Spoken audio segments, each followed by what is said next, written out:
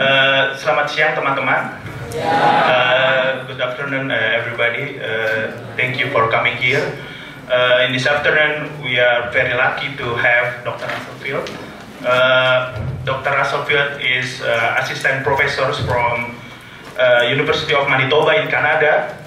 He is expert on research on history of sports, and if you attend his lecturer on Friday, he talked about the historiography of sport and the methodology of history of sports. But today, he will talk about his current projects about GANEFO. So I think some of you are very familiar with this topic. But interestingly, I think Dr. Russell will not talk these events only related with Sukarno's ambitions of anti-imperialist project, but he will put these events on the broader global context. So in this lecture, he will put these events within the framework of non-aligned movements, the Sino-Soviet relations, and also in the Cold War. So, Dr. Russell, please, time yours. Yep. Hello. Hello. Oh, that was very grade school of you. Well, thank you. Do I need to do this? Is that helpful? Or is my deep booming voice helpful? Or both? Well. Better using mic or not? Mic. Okay. Okay, I'll try to talk like this. It feels a bit like a press conference.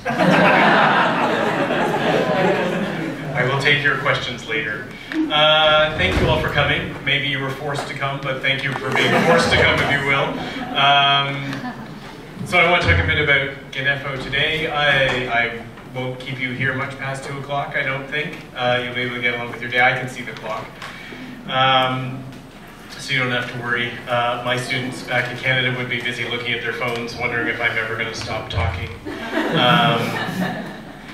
So what you could do with your phone, and I said this on Friday as well, so this will be repeated for some of you, but if I'm talking too quickly, because I don't know how your English I'm sensing is pretty good, it's better than my Bahasa Indonesia. So I want to thank you for allowing me to talk in English.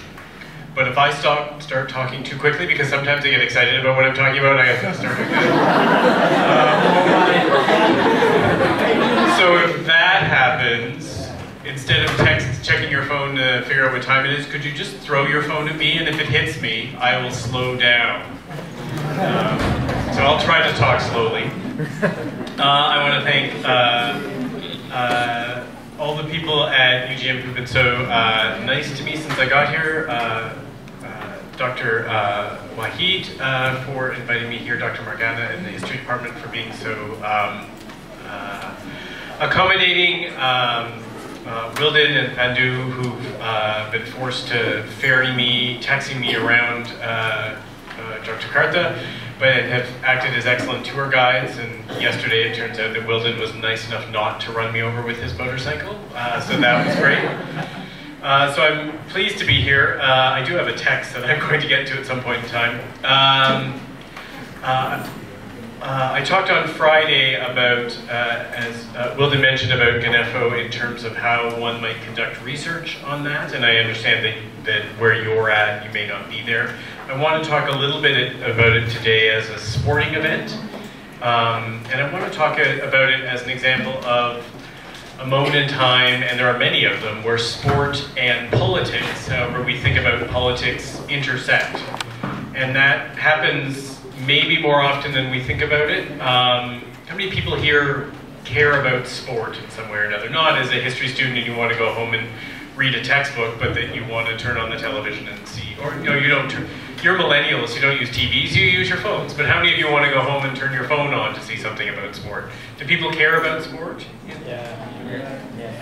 Okay. Grudging acceptance of sport from the boys in the room. Excellent. What sports do you care about? Football mostly? Is this what I want? Football, badminton? Excellent. Basketball, okay, good. Volleyball, there's quite an argument going over on this side of the room. I don't know if you noticed about which sports was. Anyone on this side of the room? Sport not as important to you? It doesn't have to be. I will be whole and complete if it's not important to you, but that's okay. But sport, and what I want to say today is not a way of suggesting that I don't care about sport or that sport's unimportant. Or that we shouldn't get pleasure from watching sport, but that there's sometimes when sport happens, there are other things going on. So for example, this is a very long introduction, you may be here till 4 or 5 o'clock at this rate. For example, prior to the Olympic Games this past summer in Rio de Janeiro, which hopefully is, at least you have a passing familiarity with, I hope. There was a lot of debate about athletes from Russia who seem to have been systematically taking illegal drugs supported by their own national government, which led to a lot of debates about whether Russian athletes should appear, and led to lots of debates about the politics of sport and the involvement of Russia. We don't talk about that much anymore because the Russian government seems to be busy rigging the American election. So we're worried about what the Russian government is doing in other contexts now. But that is an example, a much more recent example of the kind of thing I want to talk about. In the 1960s were a time when international politics mattered a lot. The Soviet Union and the United States were engaged with their allies in what was known as the Cold War. Much of the southern hemisphere was decolonizing, was trying to gain independence from the European countries that had dominated them, to some extent in certain parts of Asia, American dominance, whether that's from countries in the 1940s that shook off a colonial rule like this one, like India, all the way through the 1950s struggles with French colonial rule in, say, Algeria or Indochina. It was known as Indochina, quite close, relatively close to here. Through the African countries that decolonized in the 1960s. All of that was going on. All of that had, if not was influenced by sport, showed up in the way in which sport was practiced. And I want to talk today about an event that took place in Indonesia, which I know you're somewhat familiar with. I may tell you things you know, the Games of the New Emerging Forces, and talk about how all of those things were influenced by GANEFO and how GANEFO reflected all of those things. So that's where I want to start today. To tell you this, I'm going to have to demonstrate just how old I really am by putting those on so I can see what I want. Now I can't see the clock. You're doomed.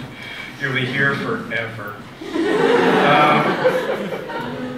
So in the midst of all of these complicated things, the president of the International Olympic Committee, the IOC, who in sport is a pretty big deal, and yet at times not very well known. Can anyone tell me the name of the current IOC president?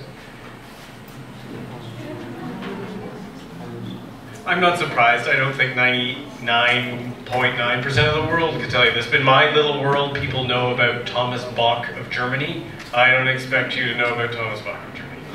In 1963, the president of the IOC was an American named Avery Brundage. A charmingly grumpy man who looked a bit like that. That's probably him in his happier moments. And lest you think that GANEFO mattered only in Indonesia and only to Sukarno and was not a big deal around the world, this is what Brundage said, wrote actually in 1963.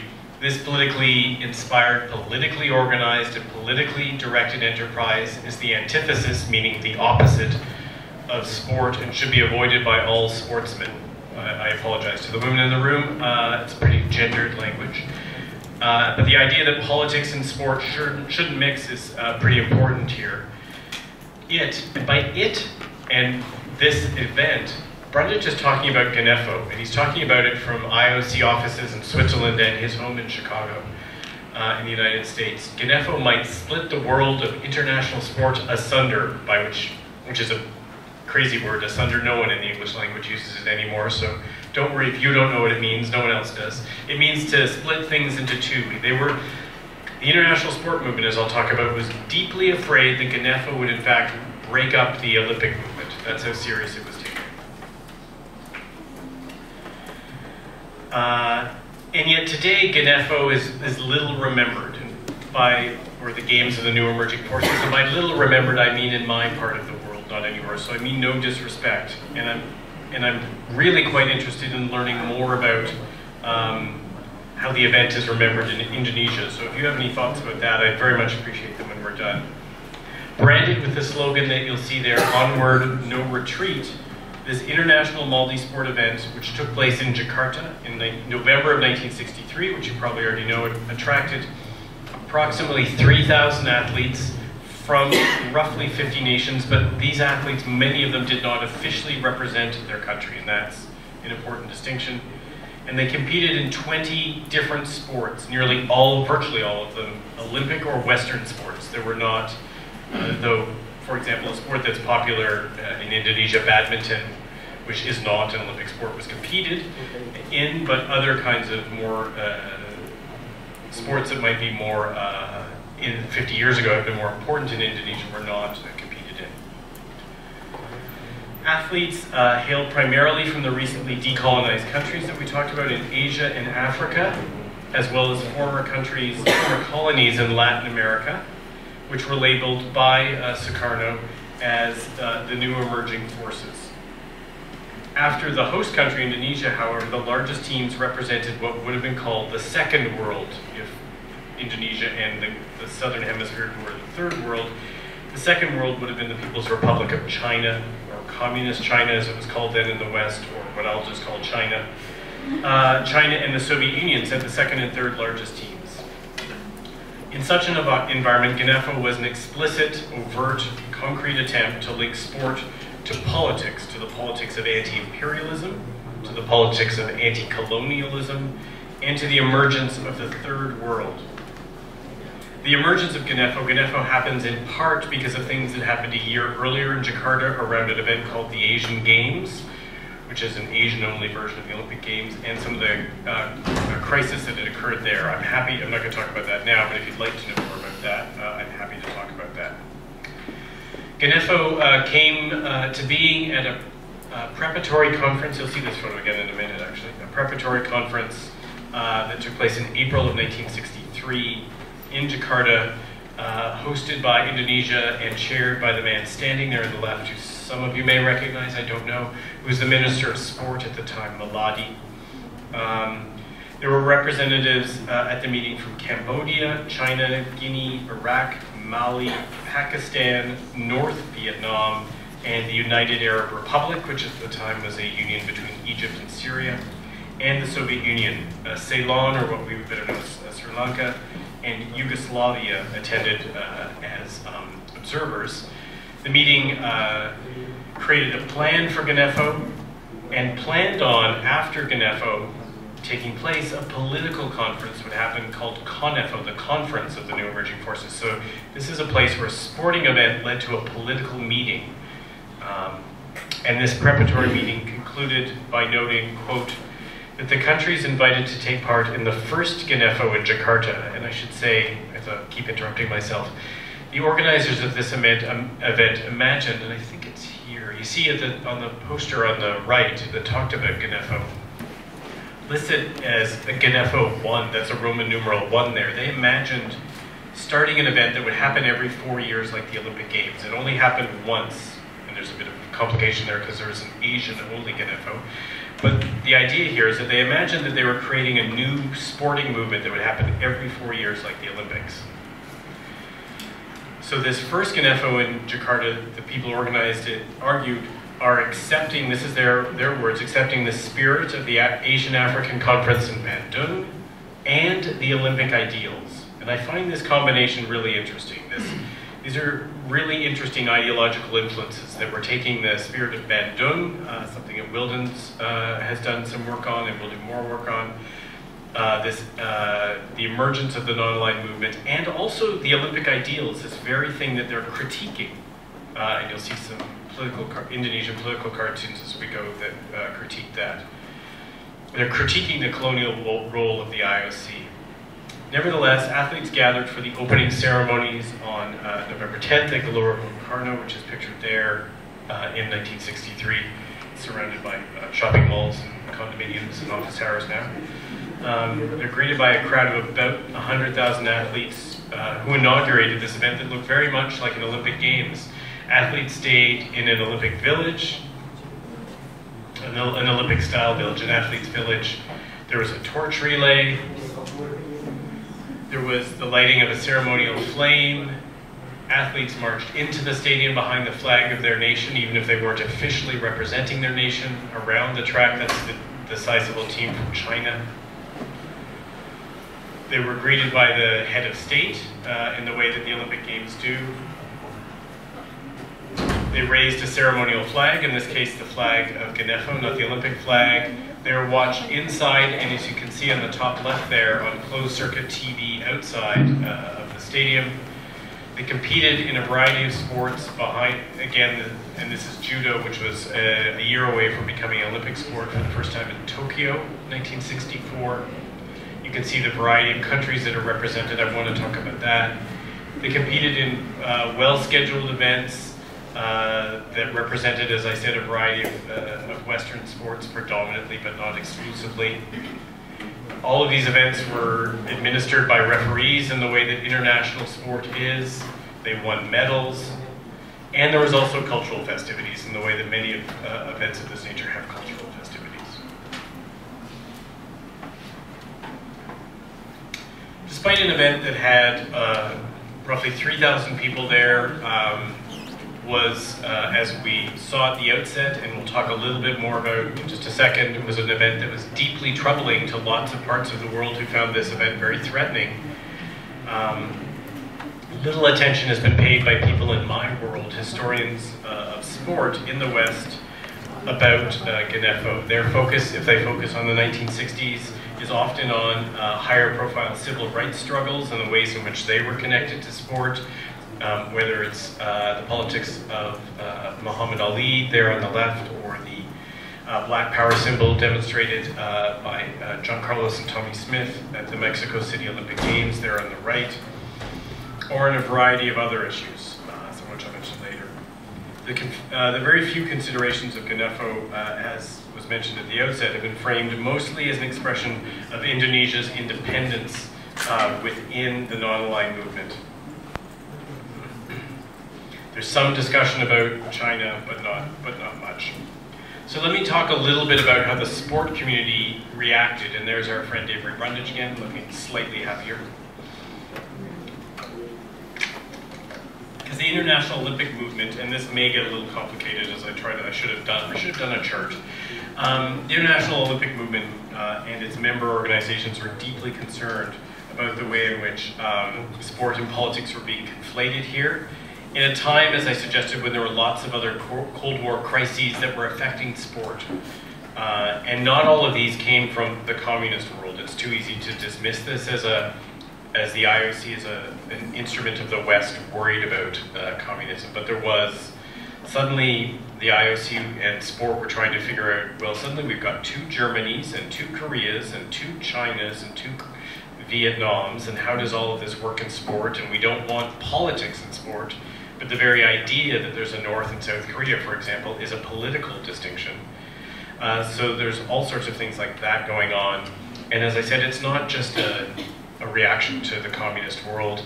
NATO, the organization led by the Americans, the military organization that was a treaty organization that had a number of Western countries in it, they had a travel commission, and they were refusing to grant visas to East Germans to travel to the West, so East German athletes couldn't compete in international competitions.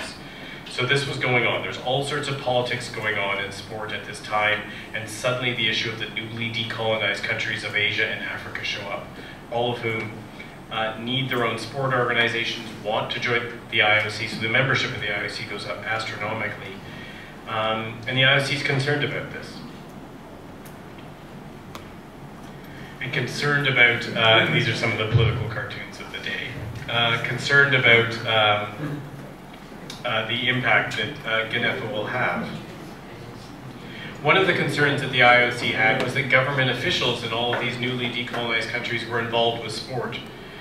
In the West, in countries that could afford it, you might have a government agency concerned with sport, but you'd have a National Olympic Committee, say the Canadian Olympic Committee for my purposes, but there might be a Minister of Sport in the Canadian government, but those two weren't related. But you as a nation have to have lots of resources to do that.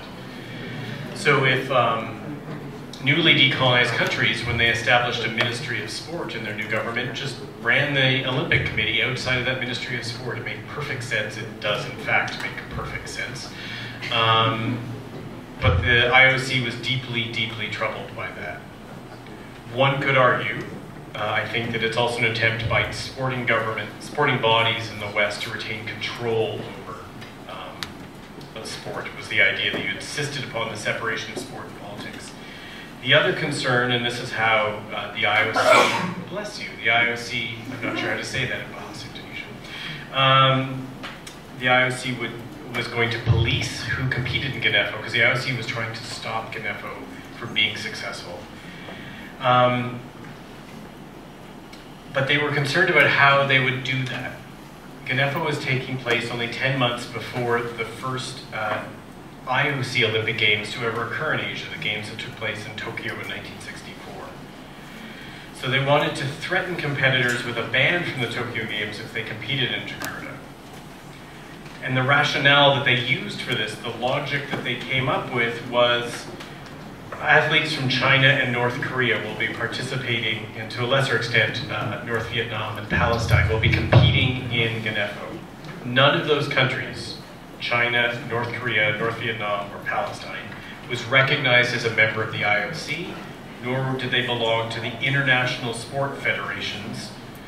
Each sport has its own international governing body, the International Badminton Federation, FIFA, the governing body of soccer, FINA, the governing body of swimming and water polo and diving, the IAAF, the governing body of track and field. Each of those bodies has member countries, and then they nominate athletes and sports to be competed in by the IOC.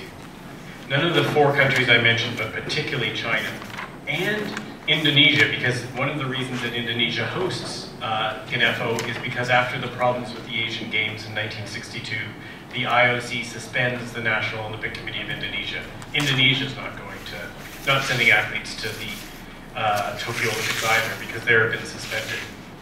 So anyone then who competed in GANEFO was competing against athletes whose countries were not members of international sport.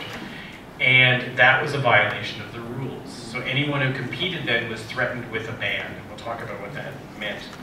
And the IOC took this seriously. Oops, where did we go? Have I done that? I broke the internet.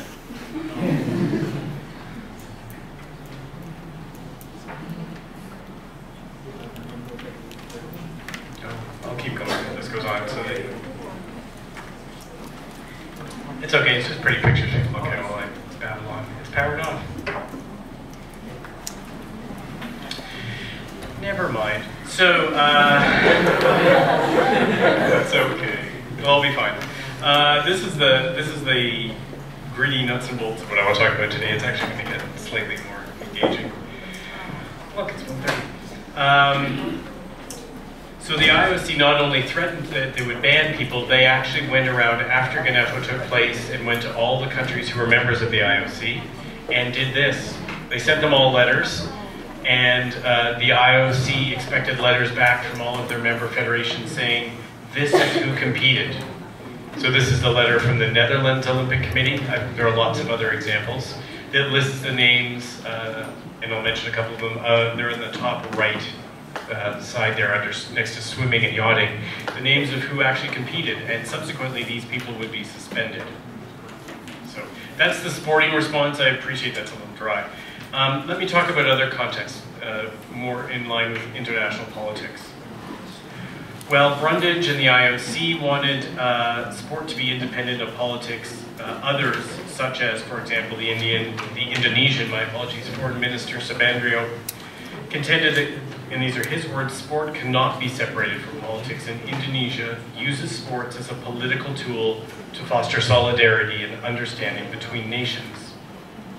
For Sabandrio, for Sukarno, GANEFO, and these are Sukarno's words, was a matter of national prestige and an event that would elevate Indonesia to, and again these are Sukarno's words, the front ranks together with the other countries standing in front of the struggle for a formation of a new world structure. That the idea of participating in GANEFO, the idea of holding GANEFO ideologically, said something about the countries who participated. How GANEFO contributed to Sukarno's nationalist and centralizing projects within the Indonesian archipelago, and how Indonesian with tensions within Indonesia around GANEFO played out are important questions. I'm going to put them aside for today because I want to focus on the international context, but they are significant questions. Why is this flipping ahead all of its own? I don't know what's going on. So GANEFO is most often portrayed in the Western media as a communist event because of Sukarno's ties to the PKI, the Indonesian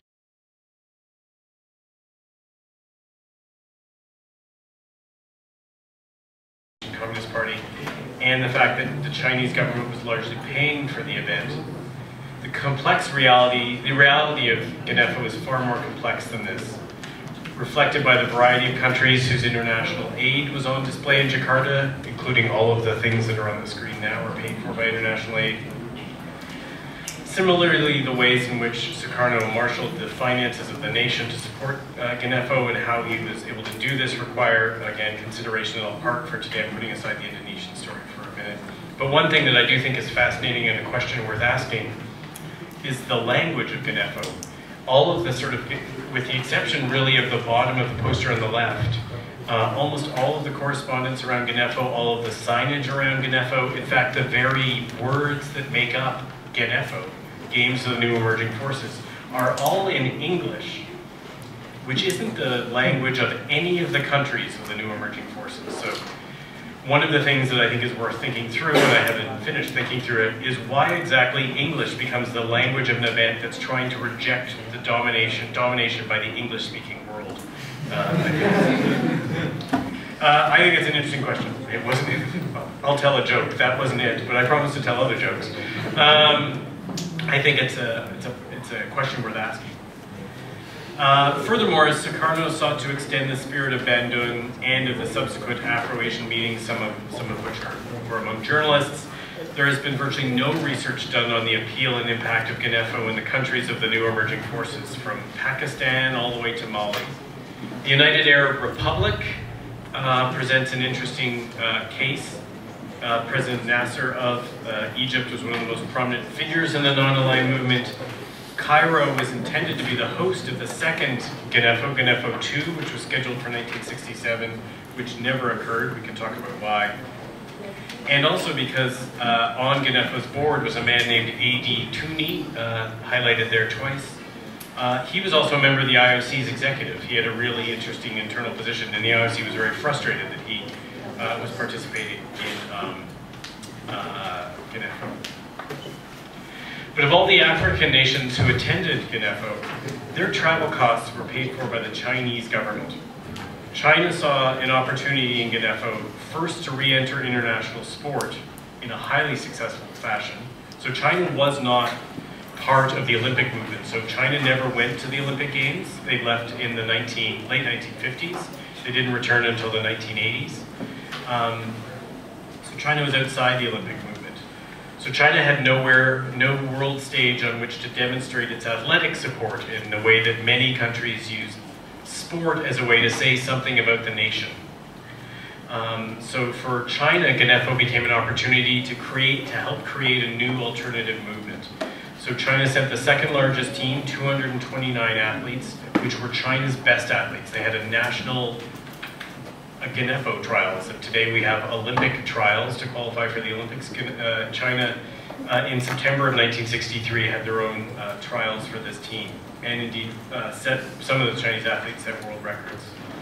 And China won more medals than anyone else in GANEFO.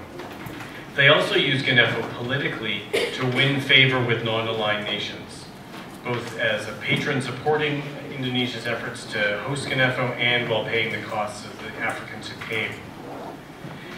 suggesting that indeed that the idea of GANEFO should take us beyond usual Cold War analyses. Usual Cold War explanations pit the United States and the West against the Soviet Union and the communist world. GANEFO is a way of seeing that things are more complex than that, because one of the crises or tensions going on here is tension within the Second World, tension between China and the Soviet Union to be able to influence countries in other part of the world. So the historian Robert Rakov, for example, has written that GANEFO coincided with the deepening of the Sino-Soviet rivalry, the emergence of a more assertive Chinese foreign policy directed at displacing Moscow's influence in the Third World. So China could use GANEFO diplomatically and politically as well as a sporting event to bring their best athletes to. For the USSR, things were much more difficult.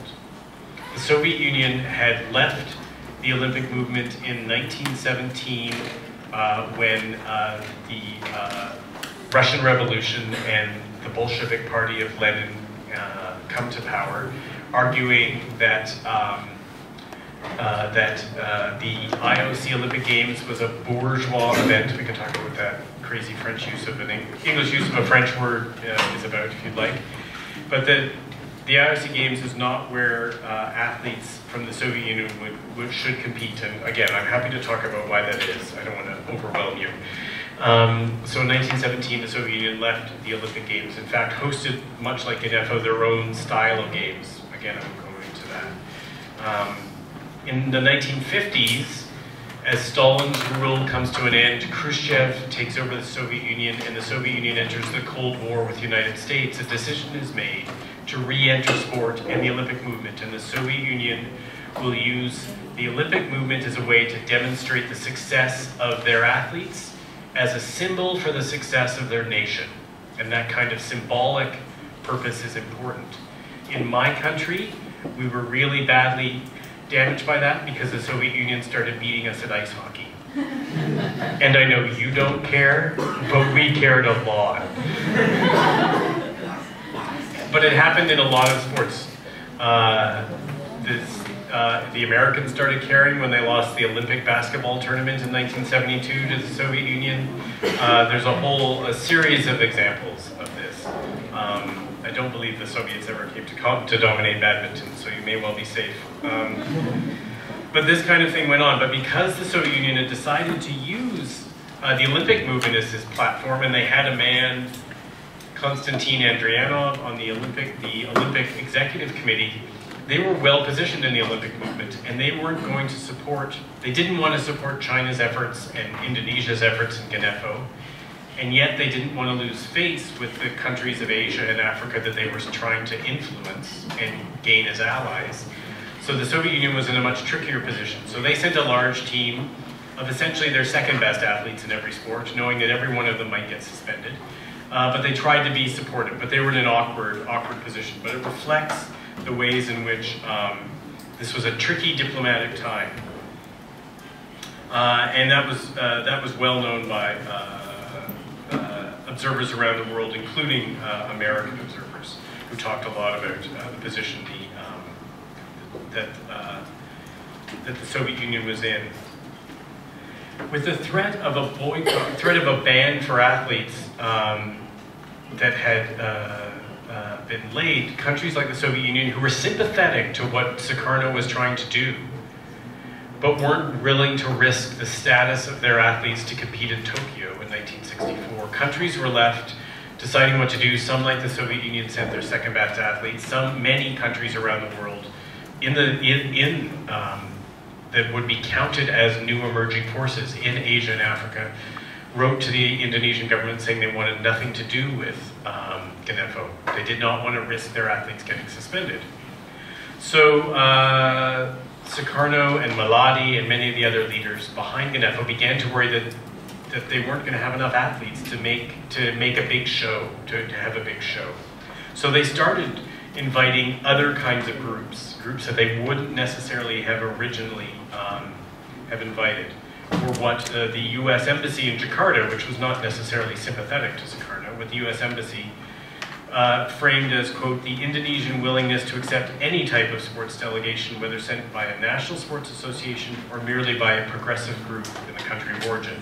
And a number of progressive groups that weren't official went. And this reveals again the complexity of GANEFO, I think, internationally. An event that takes place in Indonesia that I think has international repercussions. Think about some of the athletes who came from South and Central America. The athletes who came from Cuba were wholly supportive of the ideology, or at least the people who sent them. They were sent by the new Castro government, the new revolutionary government to Cuba, and they were totally supportive of the rhetoric of Sukarno. Similarly, some of the South African athletes, who almost always were university students, shared some of the politics of what was going on. From Uruguay, the pro-Castro Federation of Uruguayan University Students accepted an invitation to come to GANEFO, but their invitation had been extended to them earlier in 1963 in the spring when they were at the World University Games in Porto Alegre, Brazil. But there were less activist students who came. So, for example, the students from Argentina who were invited to GANEFO were invited at a university competition in Chile, where GANEFO was described to them solely as a university sporting competition. So what was going on was that in an attempt to get as many athletes to come to Jakarta as possible, the Indonesian government, again, we're moving ahead. Even the computer wants me to go faster, just like you. The computer wants me to shut up as well. The Indonesian government was so wanting athletes to attend GANEFO that what they were doing was they were, in some sense, not necessarily telling them the entire story of what they were coming to be a part of. And I'll get to the human reality of that in just a second. The idea is that some Argentinians, for example, had no idea what they were getting themselves into. So because they didn't know it was political, because they really didn't have a sense of the repercussions they might face as athletes, a group of students from the University of Buenos Aires in Argentina sent swimmers and water polo players, as well as a football team. And somewhat aware of that there might be repercussions, the president of Argentina met these athletes when they left for Indonesia, because at the time it was a big deal for Argentinians to leave the country to represent their nation. And the president at the time, who was a populist, Arturo Illia, told these athletes, that he would do what he could to protect them from suspension. As we'll see, there was little he could do. The final group I want to talk, is it the final group? Yeah, the final group of athletes I want to talk about are the athletes who came from Europe. So somewhat surprisingly, from Western Europe, somewhat surprisingly, Western European athletes came. This is a partial list of the athletes from France who came, athletes from the Netherlands came, and from Italy and Finland, some of whom you'll meet in just a second. But again, they didn't really know what they were getting themselves into. So one of them, I'm skipping ahead here because I don't want to waste your time. I'm going on and on. It's rapidly approaching the 2 o'clock I promised I'd be done at. I made them at 2 o'clock tomorrow, for those of you actually listening to me. So one of the swimmers from the Netherlands, who's in that photo, third from the left, I think is where he is. Nope, he's on the far left, sitting down. Told me that he expected that he was just going to a swim meet in Jakarta. He didn't know what it was. He was amazed by the scale of the games he encountered. And these were his words to me. For us, it was a surprise that we should take part in the games of the new emerging forces. We thought that the Netherlands was something completely else. Which makes the case of his teammate, 16-year-old Huda Heike, who's right there in the middle of the couch there, who's only 16 at the time and who won the gold medal in the 100-meter freestyle. She, from the Indonesian crowd, remember these are Dutch athletes, not very long after, less than 15 years after the Dutch had left Indonesia. She was widely applauded for her victory in the 100 meters. and the Dutch team entering the opening ceremonies, which you can see in the picture there on the left, widely applauded. And this made news in the Netherlands, that the Indonesian reception would be so positive. The United States and their State Department, under the guidance of this man, were much more negative about the event, which I think is, and I'm going to skip ahead here, which is important as the US decided to work out a response to GANEFO. It's important to remember as the United States State Department and was sending messages to its embassies around the world, a message signed by this man, the Secretary of State, the most powerful diplomat in the United States, in which he wrote, on balance, the disadvantages of GANEFO to the free world far outweigh any discernible advantages. Interesting that they're writing this and sending this to their embassies, because this is an event that doesn't involve the United States at all. There were no athletes, US athletes, American athletes here, but still the US government debated how to deal with the event. It was the opinion of the US Embassy in Jakarta that, quote, the US should ignore GANEFO as much as possible, on the quite legitimate grounds that international sport is a private and not a governmental affair. But, as Rusk wrote, our relations with Indonesia could suffer substantially, however, if we actively oppose GANEFO or are found to be lobbying against it. So they didn't lobby against it, but he also wrote, this is apparently not active lobbying. It might also not be out of place to discreetly make known to our Asian and African friends the part to be played by Communist China in supporting GANEFO. The suggestion being that if you wanted the United States as a friend, you didn't want China as a friend. So essentially trying to persuade people not to go to GANEFO. The Western response after GANEFO was to dismiss the event, which can be seen in the words there, though the cartoon is meant to undermine just how strong those words were. The Canadian Embassy wrote that the French community here, meaning in Jakarta, is quite embarrassed by their athletes. They frankly say they are worse than third rate and are communists, as though being a poor football team is the same as being a communist. No mention was made of the bans, the threatened athletic bans, which had influenced who actually got to compete there.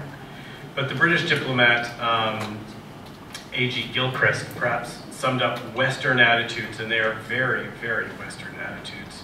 What then, if anything, did the Indonesians achieve with GANEFO? And then he answered his own question. I am strongly inclined to believe that at the international level they achieved remarkably little.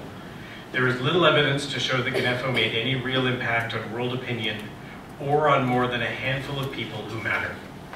I would argue that that's a writing of history after the fact, that as we've seen from the very beginning, the words of Brundage, that they were people in the West were deeply concerned about the impact of GANEFO, that to suddenly dismiss it right after the fact is trying to retell a story, trying to suggest that it didn't matter to more than a handful of people. But, and this is the sort of final discussion point I want to have today, and I appreciate your patience. But I think an important one, because too often as historians we can become, that's the athlete's village in Seraing, outside Gelora Bung Karno. As historians, we can very easily become wrapped up in the debates of diplomats and in the documents of archives and in the things that princes, kings, queens, presidents, prime ministers all talk about. I think it's important to remember that for GANEFO, despite what diplomats like A.G. Gilchrist think, that this event did matter for the thousands of young people from around the world who came to Jakarta and who may or may not have been influenced by how they understood the politics of the event, but who, for many of them, and I know this because I've interviewed many of them, were exposed to a larger world for the first time. And it's on this point, attempting to infuse that kind of diplomatic or political history with some everyday social history, that I want to conclude by introducing you to some of the people who competed in GANEFO. I spelled that horribly wrong, but Lani Gumbulaya, who's from Solo in Central Java, competed as a diver in both the Asian Games in 1962 and GANEFO in 1963. She won gold medal in the 3-meter springboard at GANEFO. She recalled to me the pressure of competing for the national interest, being forced essentially to reside at Kuliah Stadium, training for months in advance of GANEFO, immediately after she'd had to live there in preparation for the Asian Games. It was months before she was allowed to go home. Besides the sacrifices she and her teammates made in pursuit of sporting glory for Indonesia, she also acknowledges the advantages that they gained by being athletes. She recounted to me the story that each day after eating, she and her teammates would go to the fence surrounding Gelora Bung Karno and hand out the leftovers of the food that they have that was provided to them during training to less fortunate residents of Senayan. But it wasn't just Indonesians who competed. Lassi Honkanen, who is in the picture on the left, he's the one with the lovely bushy mustache on the right-hand side of the bottom left photo. Lassi Honkanen is a great example of the idea that, and the way in which the West tried to dismiss GANEFO by saying only second-rate, poor athletes came to GANEFO. He was the Finnish national champion in the 3,000-meter steeplechase at the time, and when I interviewed him, I've interviewed him twice, but the first time I met him in 2010, he told me that his time in the 3,000-meter steeplechase was still among the best in the history of Finland. He happily told me that. He won a gold medal, which you can see in the top left there at GANEFO, in the 3,000-meter steeplechase. His politics, his left-wing politics led him to join the sport club TUL, T-U-L, in Finland, where some European countries had left-wing sport clubs. And much like the Dutch swimmer I mentioned earlier, Lassi Honkanen remembers that he and his teammates had no real idea what they were getting themselves into when they hopped on a plane to Jakarta. Actually, they hopped on many planes to get here. I didn't know at first where we were going, nor to what sort of games we were going to, but the sport politics of the time were the sort in which TUL sportsmen didn't usually get into big international competitions. So we went to Indonesia with pleasure because it was so far around the equator. Travel-wise, you want to go for the big experience, whatever the competition. And only once there was it explained to how big the games were and what was their political character. Only when they arrived here did they learn that. And then they, as a group, the 6 athletes from Finland, met to decide whether they should compete at all. And as he says, we came to the conclusion that we've come here, so we will compete. And this decision, worth noting that he and all of his colleagues were suspended by the Track and Field Association in Finland. Initially, they were given a lifetime ban for competing. And they didn't find out about that ban which was eventually reduced, until they got to the Olympic trials for Tokyo the following summer. So they competed in November in Jakarta. They prepared for the Olympic trials, which were, I think, in May or June in Finland. But they didn't find out that they were banned until they got to those Olympic trials. So they'd spent the entire winter training for the Olympic Games, hoping to make the Olympic team. So the decision to compete didn't come, so history, politics matters to people on the ground, to real people. That's sort of my point here. This decision to compete did not come without consequences for a number of athletes. One athlete I met was a 2nd-ranked swimmer from Argentina. He's there in that photo. I don't remember where. This is the Argentinian team that went, or some of them. So he was ranked the 2nd-ranked swimmer in Argentina in his discipline.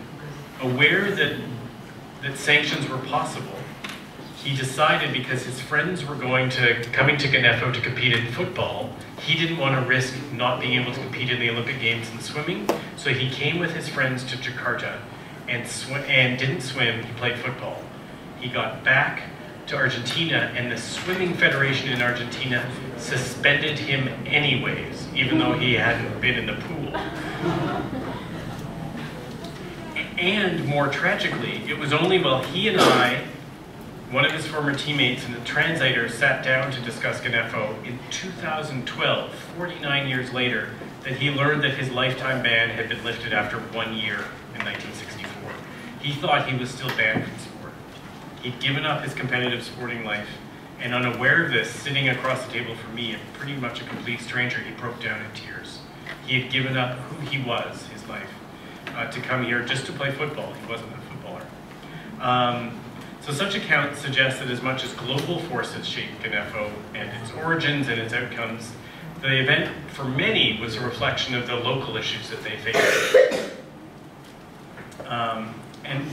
me is one of the key challenges, combining the source material of diplomatic history, the dismissive cartoons of the right, on the right side there, with the personal stories of the men on the left, and that's 4 of the athletes from Finland. How do we combine these?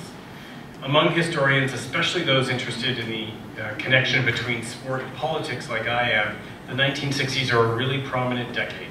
There's examples of athlete activism and civil rights, protest and resistance around the world, and lots of debates within the sport community about how to respond. For me, GANEFO, though long and largely forgotten, offers an opportunity to refocus this discussion, to focus an examination of sport and politics from the perspective of what today we would call, in the West, we would call the Global South, you would call your part of the world, and center your part of the world in that discussion about decolonization. In an event too easily dismissed as either an Indonesian folly, no, that's the last one, as either an Indonesian folly or read through the Cold War lens, GANEFO offers an opportunity to view sport and this intersection of all these different agendas of different countries, the priorities within and between all 3 of the worlds at the time, and the intersection of national projects, geopolitical forces, and lived human experience. And at that point, I'm going to thank you for your patience. So that's all I got to tell you. Thanks. Thank you, Dr. Asupil, for your excellent presentations. It's okay. 1 minute to 2. I'd like to congratulate myself. Yes, okay, Dr. Russell has discussed to us GANEFO as the intersections of sports and politics, and these events, according to him, brought the spirits of the Euro-Asian solidarity and the ideals of Olympics. And the response to these events, the Western media portrayed this event as communist events, and the West concerns with these participations of some communist countries, and the IOC tried to ban some countries who participated in GANEFO to the Olympic Games in Tokyo in 1964. And okay, this is some summaries of Russell's presentations. Okay, next we will begin questions. Okay, some of you I think have interesting questions to Dr. Russell. You can speak in Bahasa or in English if you want. Okay, perhaps 3 questions first.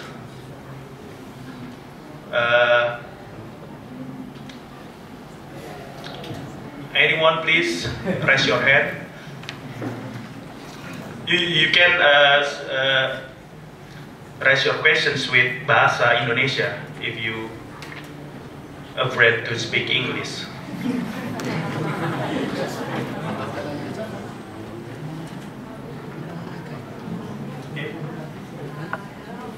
Thank you for the presentation.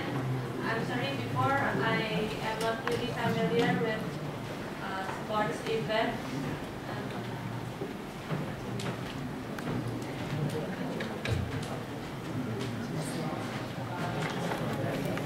I want to ask you, so the gesture the IOC made for banning the athletes, that's also a political movement, wasn't it? And if you compare it to now, how is the recognition of sports event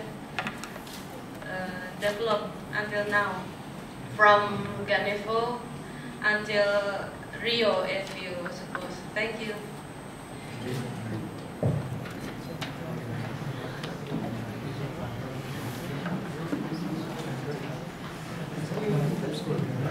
Okay. Do you prefer to answer or just collect some questions? Okay. Okay. Others perhaps.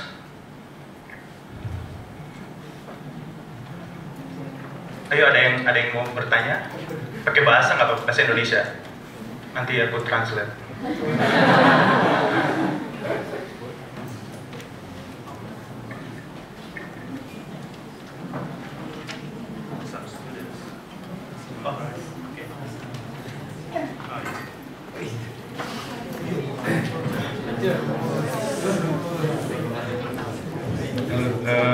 Thank you for your presentation. Saya bertanya dengan bahasa. Just let me write this down. Apa yang membuat Afrika, Asia atau para partisipan dari GANEFO mau terlibat untuk event ini? Semangat seperti apa? Bisakah dideskripsikan?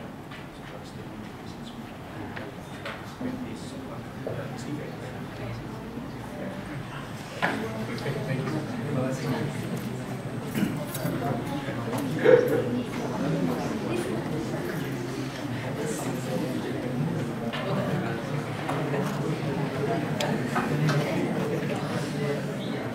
Okay, last questions. Okay.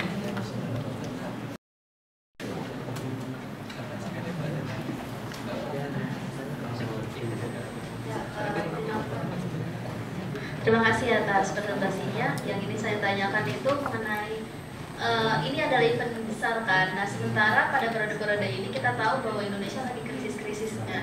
Dan bagaimana dengan dananya? Apakah khususnya di negara-negara berkembang yang datang, apakah mereka juga iuran atau bayar?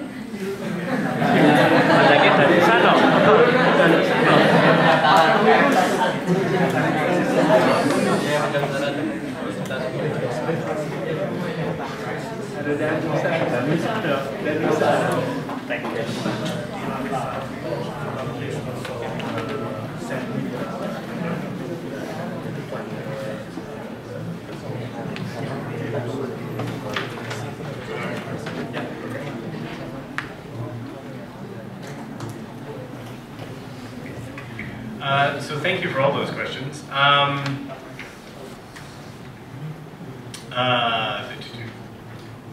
going to answer them out of no disrespect in the reverse order in which I asked, so 3, 2, 1. Partly because I think the first question is fascinating, and I think I may go off talk for a while about that. So I don't want to forget the other questions. So funding, the funding question, and the idea: where did Indonesia come up with the money to host this at a time where money was a challenge? Let me say one thing and then I'll give 2 answers. The one thing is, I have never seen any documents about the finances of GANEFO. If there are documents from, because there was a GANEFO office in Indonesia, in Jakarta, if documents from that office survived post-1965, I have never seen them. I suspect they don't exist anymore, but maybe they do. I've tried pretty hard to find them. So that's the introduction. The 2 answers to how this was funded.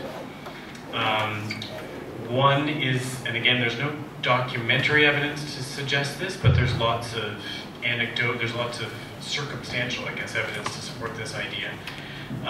The government in China largely paid for the games. Certainly the operating cost of the games, that is the cost for people to travel here and to host the games. So it seems that China was so interested in this event that they helped pay for it. But again, that's how much they paid for it. I don't know the answer to that. So that's how the games operated. The enormous stadium complex, the hotel where the officials stayed, the Hotel Indonesia, the roads on which many of these athletes traveled, all of those things, and I think I put a picture up of all of those back here. This picture, I don't know why I'm looking for a picture of it. It'll slow us down. But now that I've started.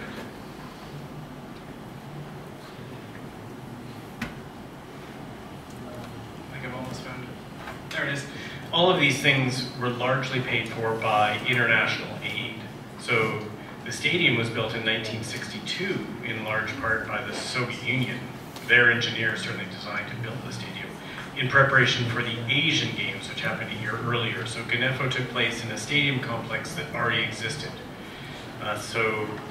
There's some combination of Chinese money to make GANEFO happen, and I think the use of development aid that was coming in from a variety of countries, both in the East and the West, is I think the answer to that question. What motivated the African nations to attend? Did you want to translate that? social understanding. Did that explanation help, or would some translation help? We can make Wilden work. Apparently I have a limited amount of power that I can use, and I will only use my power for good. The motivations behind African participation is a really, really interesting question, and I'd love to know more. It's the continent about whose participation I know least. I have a little bit of information about Egypt, but where this delegation from Palestine came from, for example, I have no idea. Countries like Mali, it's countries that have had decades of civil war. It's tough to expect them to have an easy-to-access national archive, so there's a lot of countries I don't know much about. Some of the countries, the African countries that came, were active in left-wing politics and in the non-aligned movement. So, and the most obvious African example, so there's a couple sub-Saharan ones, but the most obvious African example is Egypt, and Nasser had been heavily involved in the non-aligned movement, obviously. And I do think, I'll flip pictures again because I think it's maybe the next one, that this man here, in the middle there, the photographic color, who was essentially the Egyptian IOC member, had a lot to do with Egypt participating, the UAR participating. So I think it came out of a sympathy with the ideals of it, and it came out of the previous question. It came out of the fact that someone was willing to pay for this to happen. It seemed like it was going to be a really important moment in the Afro-Asian non-aligned world, so if someone else is going to pay you to be there, you're going to go, I think. That's the best I've got right now. Does that help? Yeah, just a very simple one. Do you think it's also maybe true if we also perceive it? Some sportmen will participate in this event because it's sport, nothing to do with politics. Absolutely. That's, I hope, what I was getting towards the end of my talk, that I think many of these people didn't know, and some of the athletes might not have cared. They might not have seen their participation, their competing, as a political act, as a political statement. They would have seen it as their pursuit of their sport. They were athletes, first and foremost. But on that issue of what is a political act, let me turn to the first question, which I think is a great one, because there's, I think, two parts to it. The first is to say, yes, you're very astute, smart in picking up on the fact that the IOC was saying, we don't want politics in sport, and then taking political actions to ban the very people who participated. I think is a very clever interpretation. So I wholeheartedly applaud your interpretation. And part of the challenge of this, and I don't want to come across as supporting this distinction, I don't want to come across as suggesting that I don't see this distinction, but the idea that the IOC was saying sport and politics shouldn't meet is ludicrous, is nonsense. Because politics, however you define them, are always present in the actions of human beings getting together to do things. The fact that the IOC was willing to go to Germany in 1936, which is the most common example cited, is a political decision. Even if they were saying, and Avery Brundage, the same grumpy man, was part of their decision for the IOC to go in 1936. They were saying, well, this is just about sport, it's not about politics, but that's an easy way out. You can't pretend that sport isn't about politics, that some countries get advantaged and some countries get disadvantaged, and even if we choose to go to Nazi Germany and say, we don't support Nazi Germany, this is only about support, the very fact that you're there is a political statement, even if it's not a political statement that you've expressed. So I totally support the idea, the nuance that you've seen there. But the IOC didn't. The IOC made hard distinctions, what they thought were clear distinctions between politics and sport.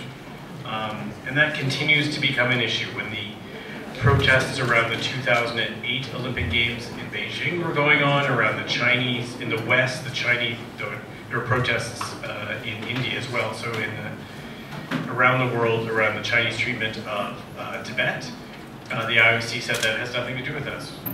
when there were protests around the Beijing Olympics, around the Chinese attitude towards human rights and freedom of expression among journalists, the IOC said just because we're going to China doesn't mean that we support those policies.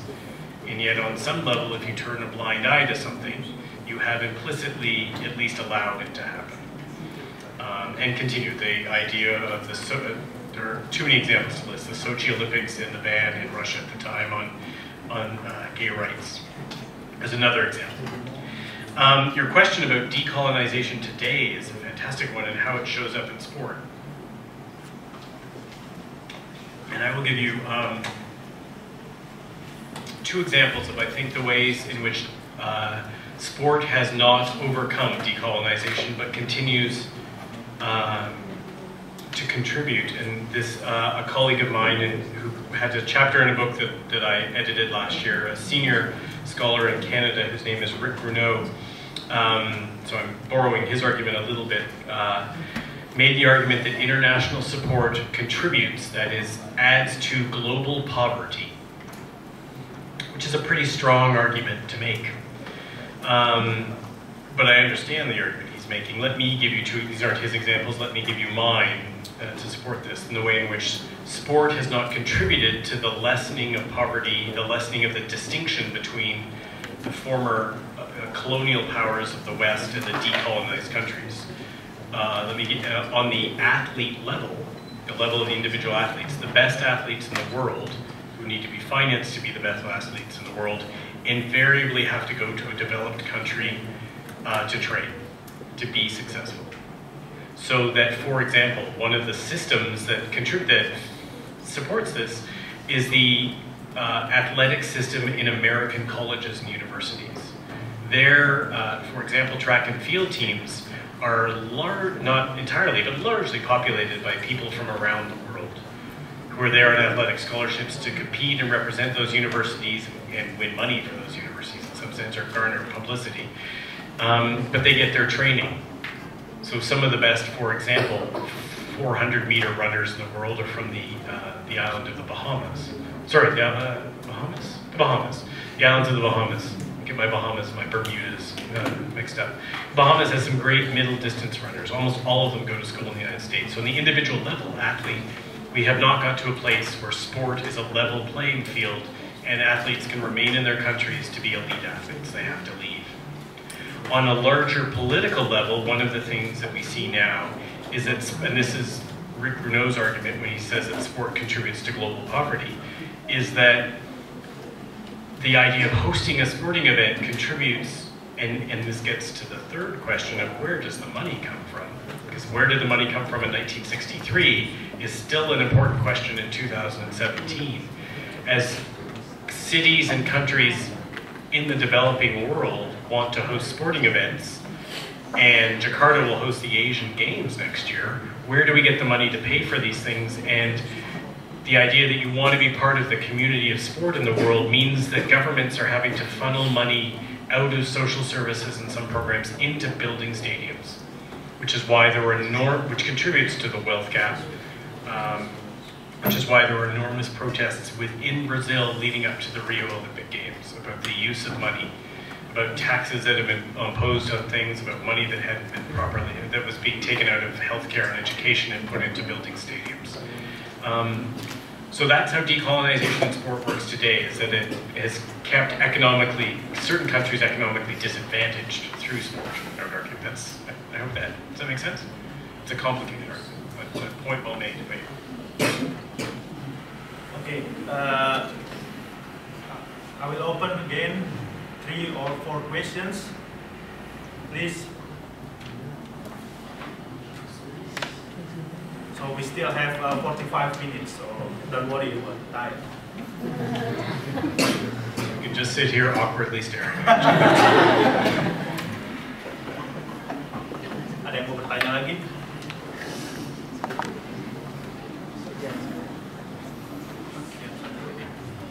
Pilih, silakan bertanya.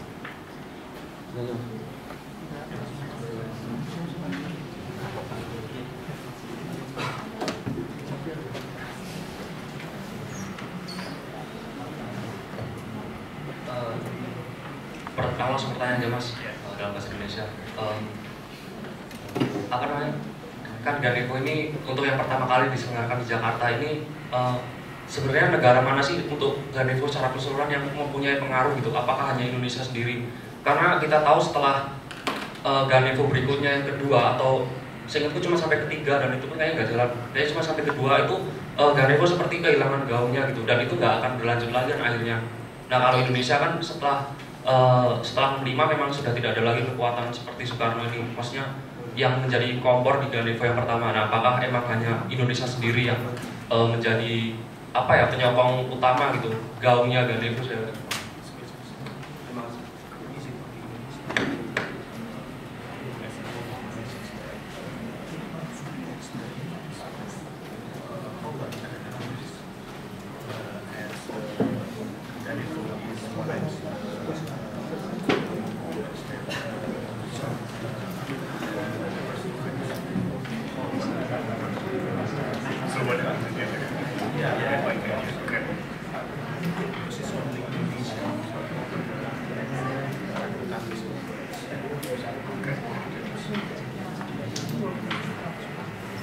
Ada yang lain?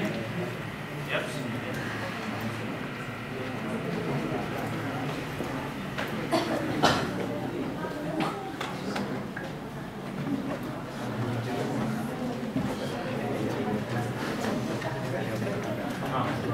Tanya dia Mas ya.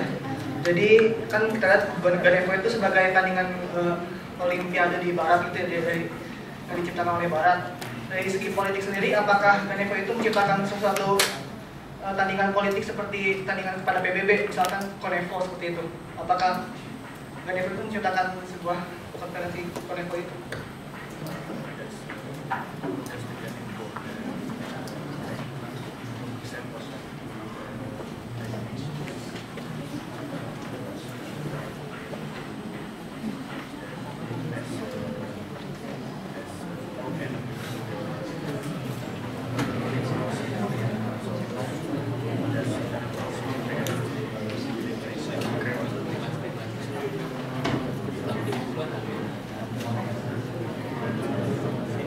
Terakhir, ada lagi? Yep. Can I just do it from here? Yes. I'm going to look at first group there. Yeah, no problem. So my question is, after such long and elaborate explanation from you, I honestly still didn't get the picture on the correlation between the athletes who participate in the GANEFO event as a symbolization for how the country manage the present well. I mean, the success of the country and the correlation. Sorry, I didn't get the picture between the correlation of how these athletes as a symbolization for the success of the country. I mean, by how much medals that they have means. And the second is, if these athletes knew what they were getting into, if they were well aware of the situation that happened back then, and if they object to participate in this event, will their government do something about it, like putting them in a ban them from participating in any sports event, even in their own country? Thank you. Oke, mungkin ada lagi satu lagi. For is okay. Ada yang ingin bertanya lagi?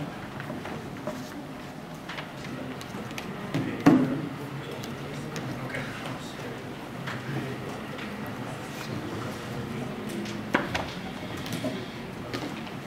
Okay, I'm going to go in order this time. Now, the third question, I may come back and ask for a bit of an explanation about your question, just to give you a heads up, or maybe we have a discussion rather than me answering a question, just so I can understand.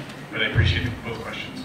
So the first question, as GANEFO collapsed, what happened to the other countries who'd been part of GANEFO? Where did their support go? Is that, in essence, your question? Okay.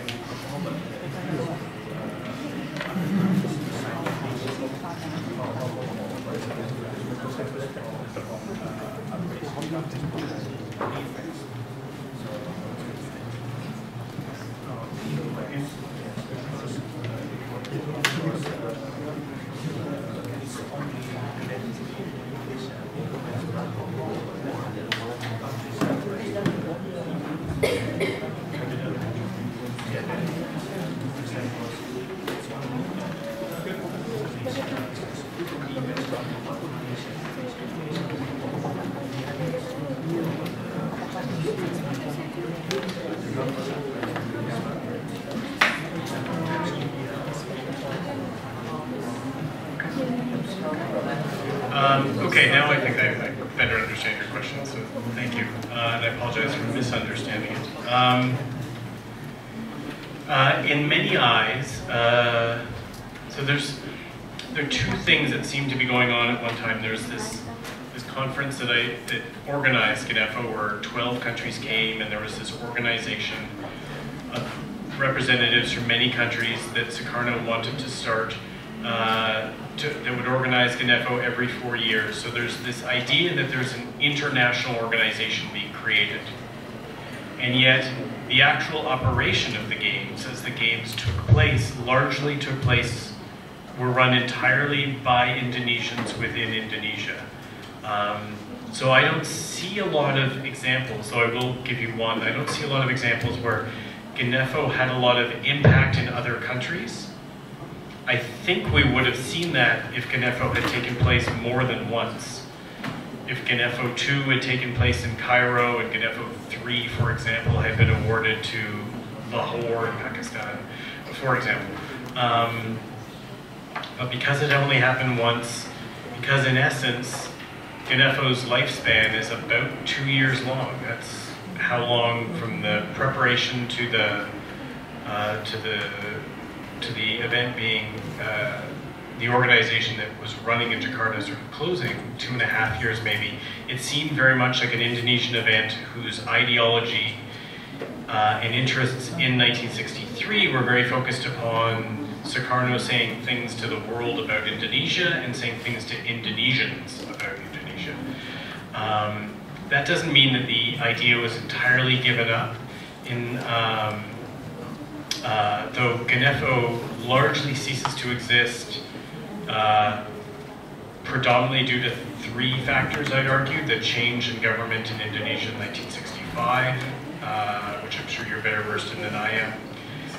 The emergence of what's called the Cultural Revolution in China in 1966, where Mao's government largely closes China to the West, including Western sports, and the idea of hosting international sport.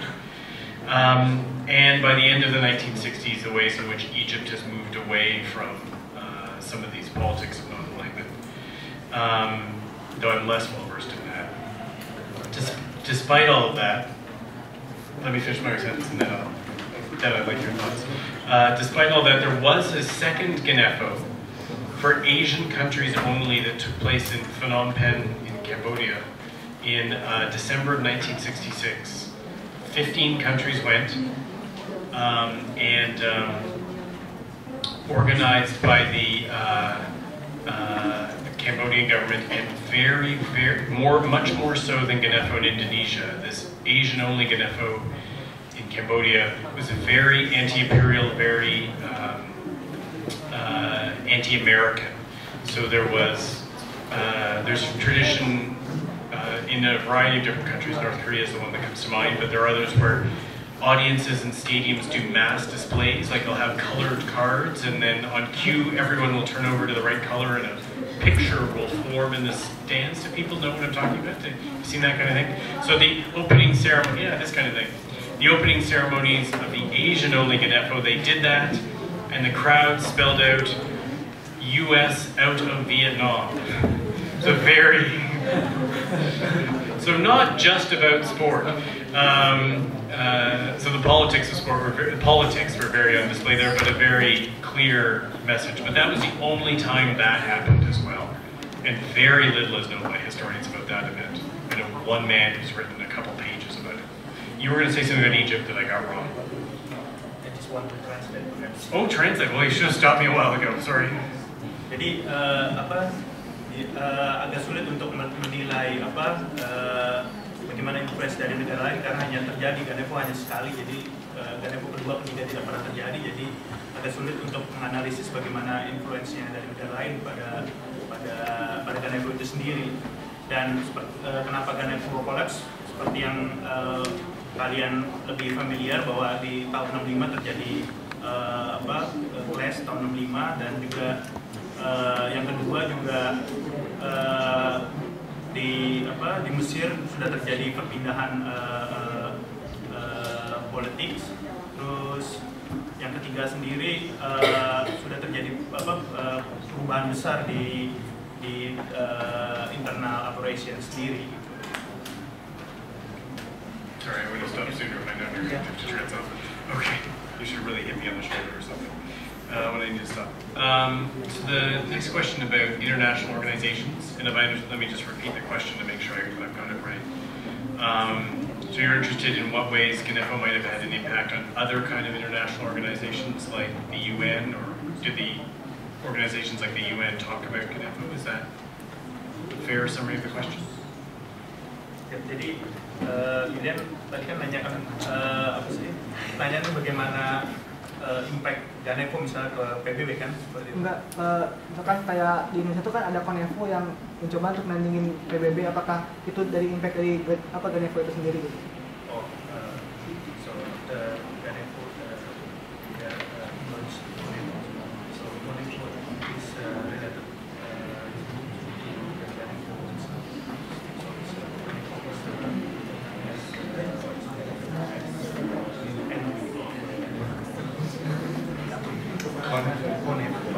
Sorry, I did misunderstand your question. Thank you for clarifying. I'm apparently misunderstanding everything.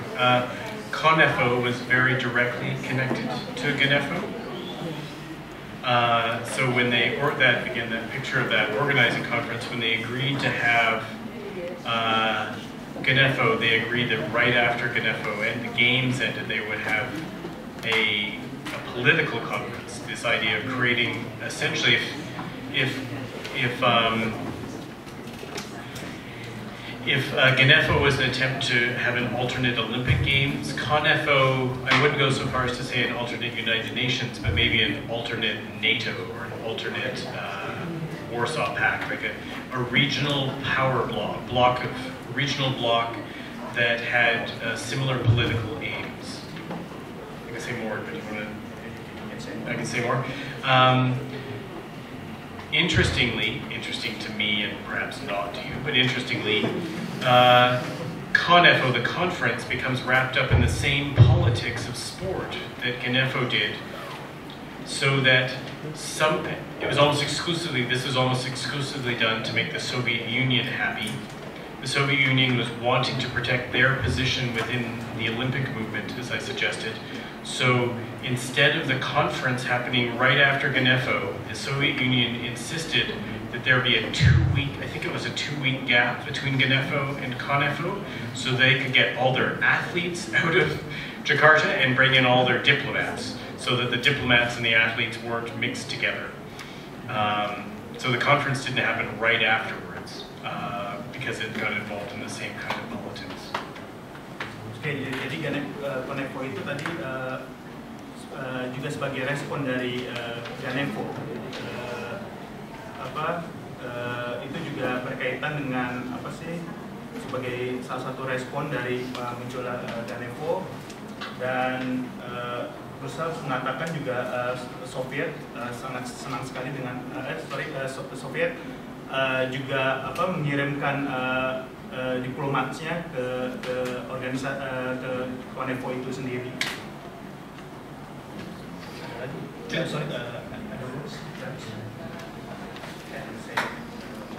Oh, I don't have answers. Okay, but does that help? Does that answer your question or address the topic? I don't know if I've answered the question. Apakah itu membantu atau mau bertanya lagi? Ini Mas, apakah GANEFO itu ingin menandingi PBB gitu? Apakah,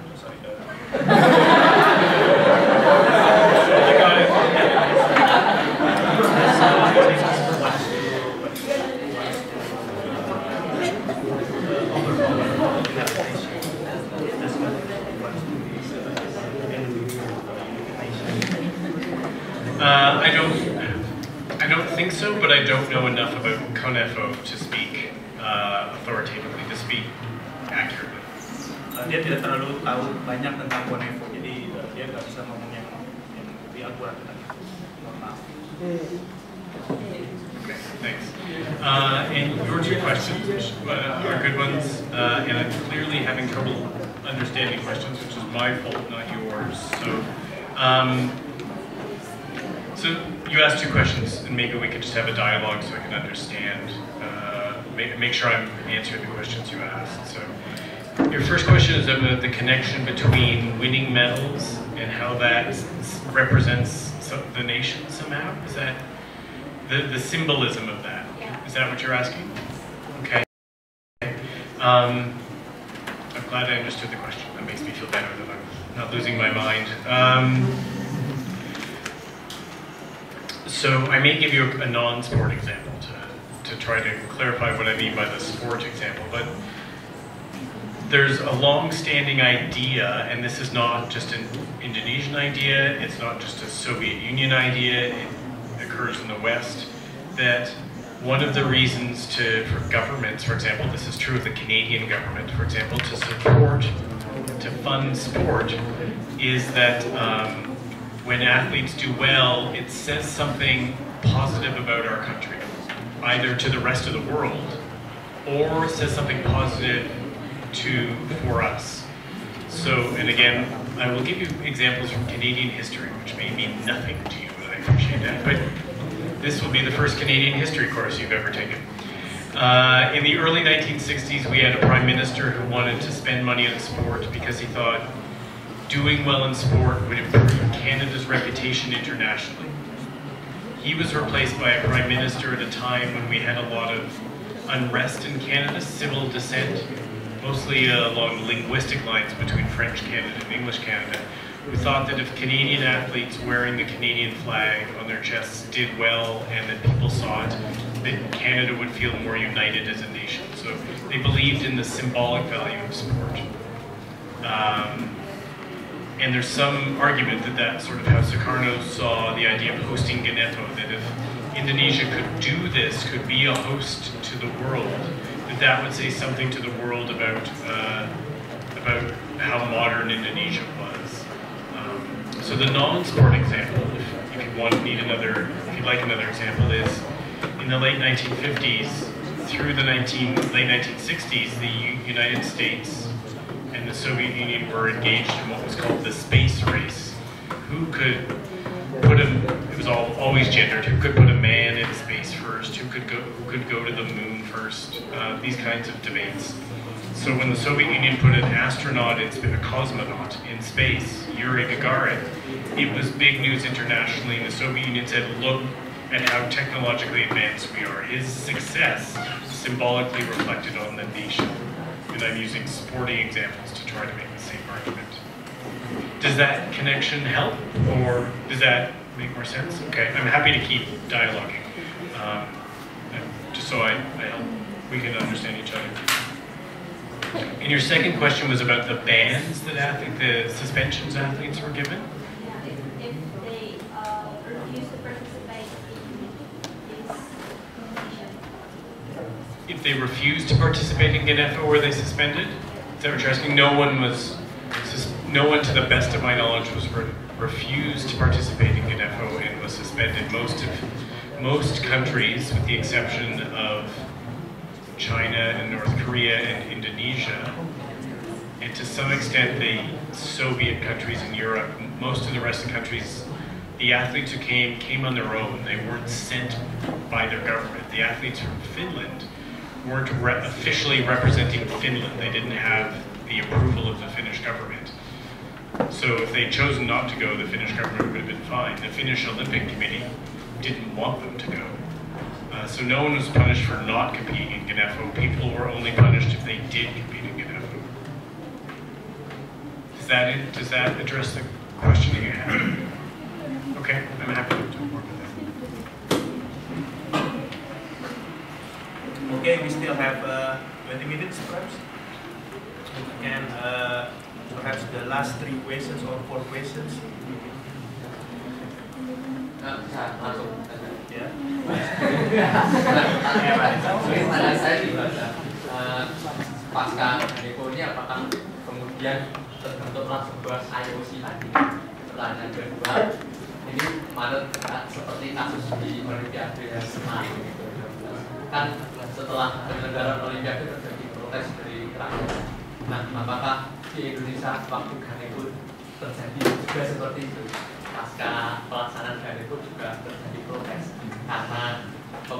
karena biaya penyelenggaranya yang terlalu besar. Dari Indonesia protes Iya, di masyarakat. dari masyarakat. Okay,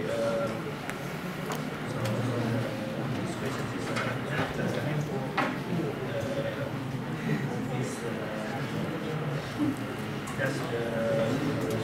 does the country establish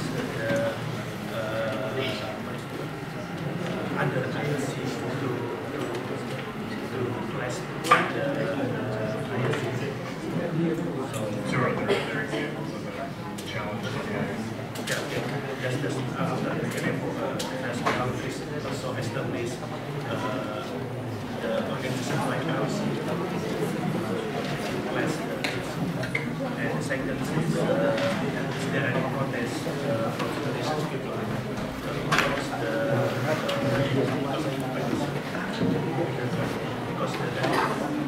because Indonesia was racist.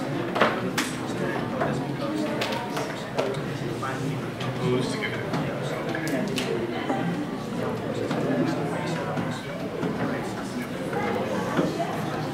Mungkin ada lagi pertanyaan? Ya. Saya bahasa Indonesia aja di sini.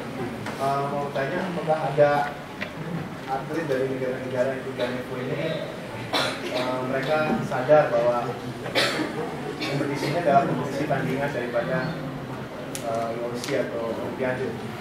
Kalau ada, siapa atletnya atau bagaimana pandangan mereka tentang itu?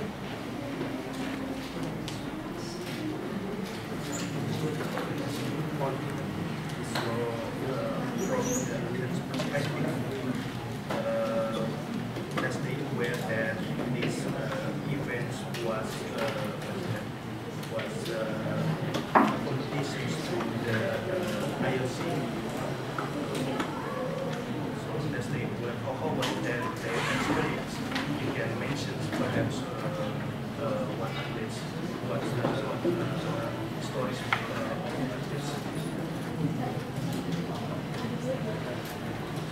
Experience here. Let's be aware about these events was happening in the ISC and over their experience. Perhaps you can mention what athletes who can share the view. Last questions. Pertanyaan terakhir mungkin. Kalau nggak ada mungkin ada lagi.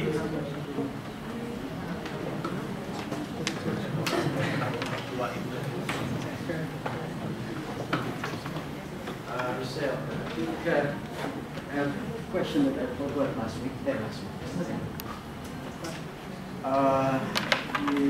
We discussed so much about the GANEFO in the time when these two blocks are competing each other between Western Bloc and Eastern Bloc, which is GANEFO is like a moment between these two. But how about the competitions, for example, within the Eastern Bloc itself? I mean, at the time, Sukarno is more leaning to starting to lean to China than to Soviet.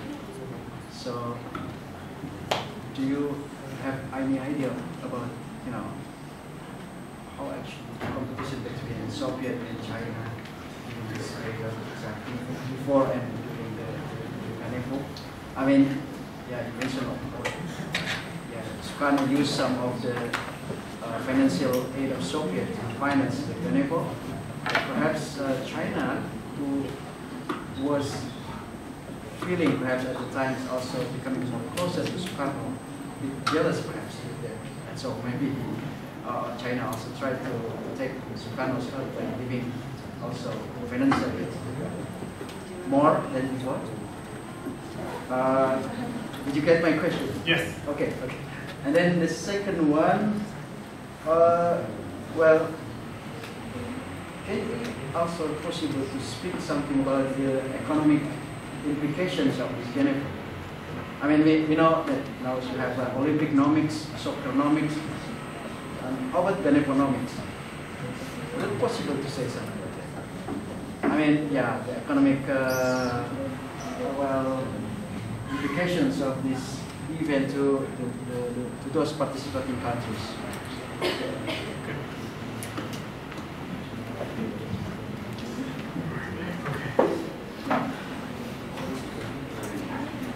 Okie dokie.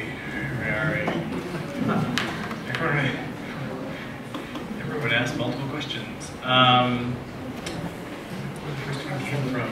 Over here. Okay. After GANEFO, were there other attempts to form rivals to the IOC? Yes. None, to the best of my knowledge, were ever formed. In fact, part of what happened, I think you can see GANEFO as an example of helping to soften the IOC's stand. So I talked probably more than you wanted about the expectations of the IOC around the separation of sporting organizations from government ministries, especially in the decolonized world. And less than 2 years after GANEFO,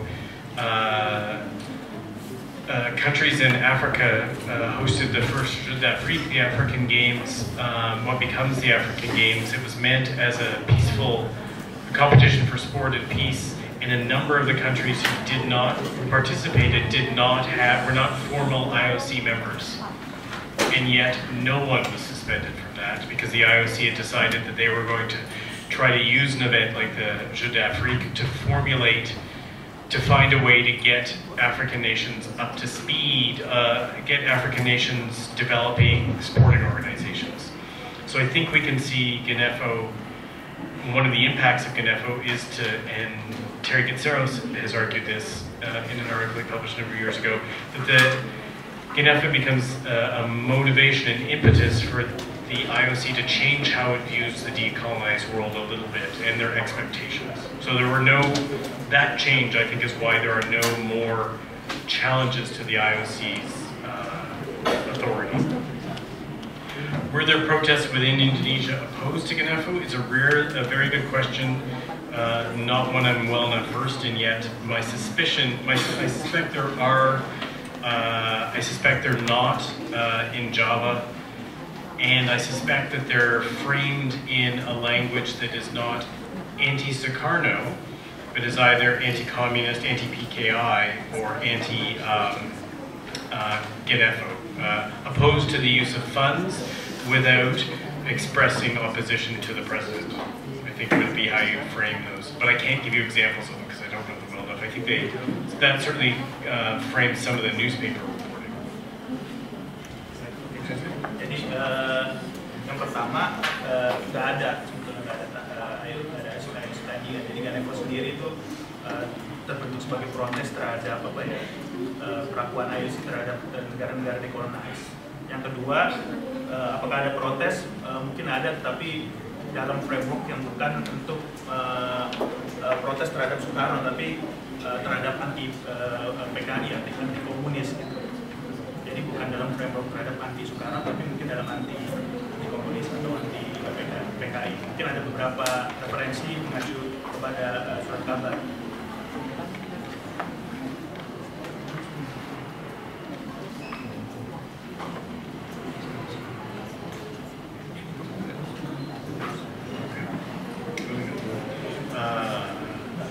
From the athletes' perspective, firstly, did they know that they were challenging the IOC? Many of them probably not. Some of them had told me that they had some suspicion that they might be suspended or banned, but none of them, even those who did, tried to get around that, like the swimmer from Argentina who said, well, I'll play football instead. The swimming federation won't ban me, and they did.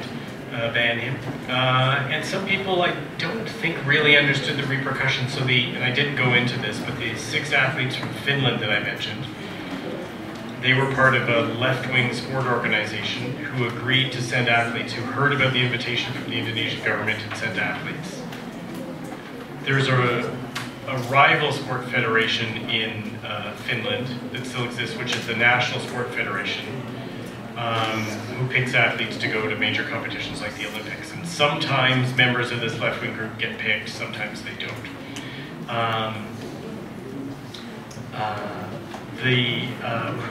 One man from the left-wing group, the supporting group, accompanied the 6 athletes to Finland. He's no longer alive, so can't defend himself. But the athletes who went told me that they believed that he knew they were going to be suspended and didn't tell them before they got on the plane so that they'd get to Indonesia.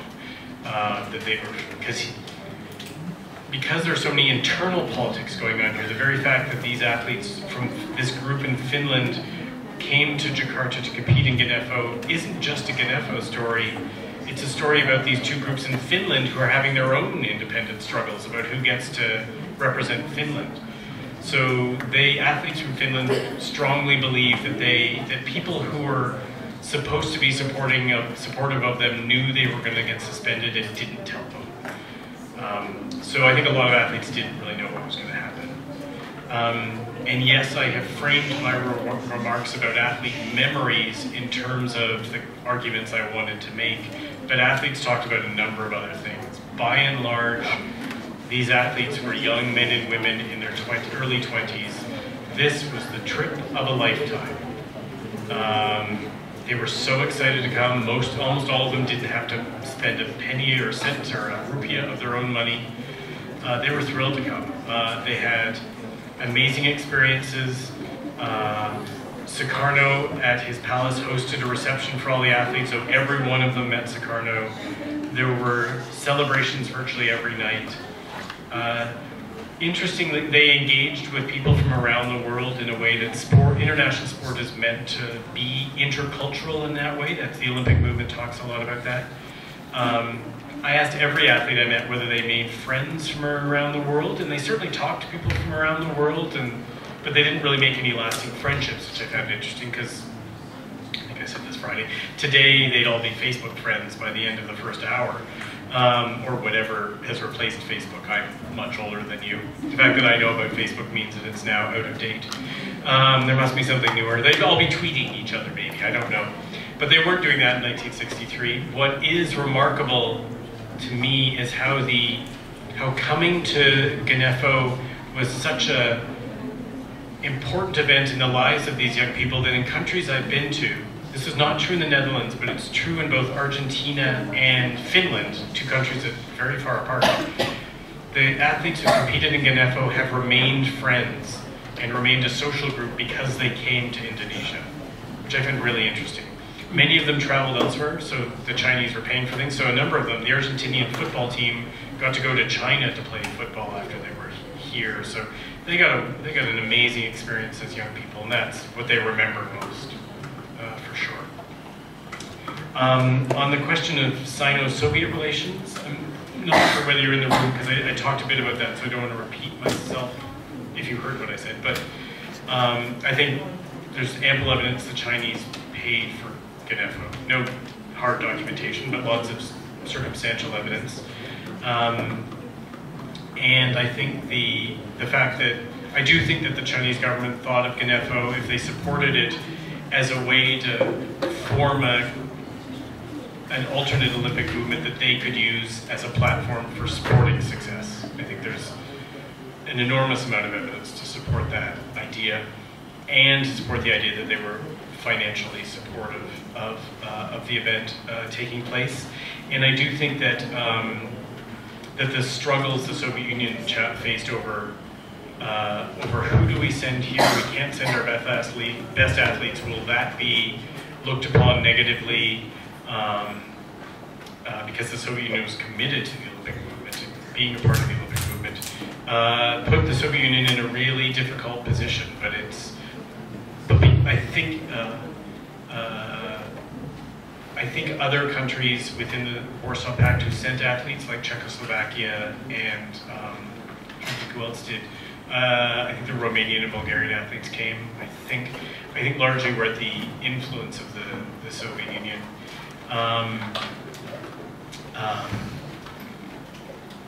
And also cultural things. There were and I didn't mention this, but I'm fascinated by film and cinema and it's another part of my life, but there's newsreel footage of Indonesian television film newsreels and broadcast newsreel footage of what was going on at GANEFO internally, and 2 film crews showed up to make films of GANEFO. One was Chinese, the other was Soviet. So the fact that the Chinese films in modern day Technicolor and the Soviet film is in black and white may be a metaphor for the challenges that each of them face. But I do think that Sino-Soviet tensions were playing out here, and not only around hosting GANEFO, but who they were talking to while they were here. And the Chinese sent a much larger diplomatic delegation. I think there was negotiations and relationships being formed while they were here.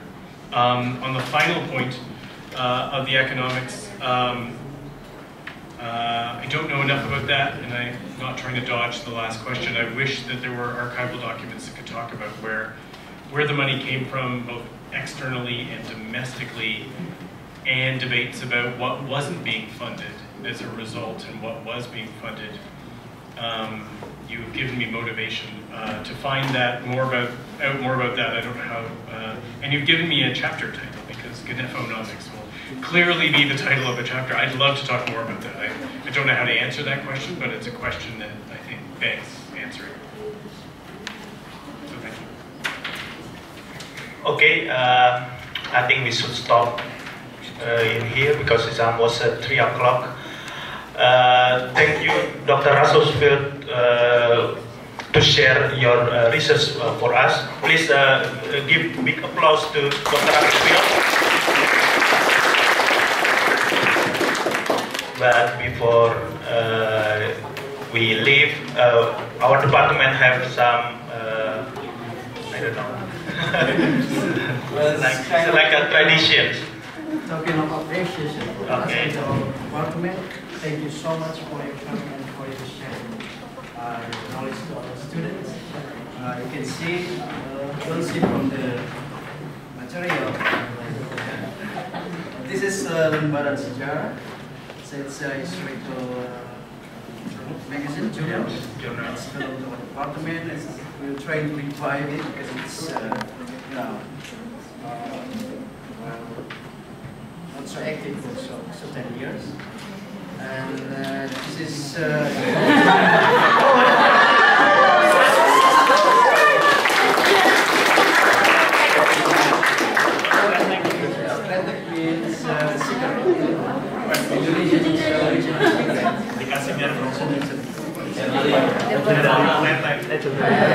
Tell you all about what it's about tomorrow. Well, it's in Bahasa. I know.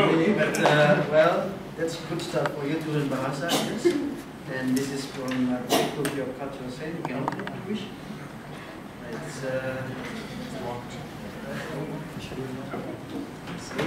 It's wayang.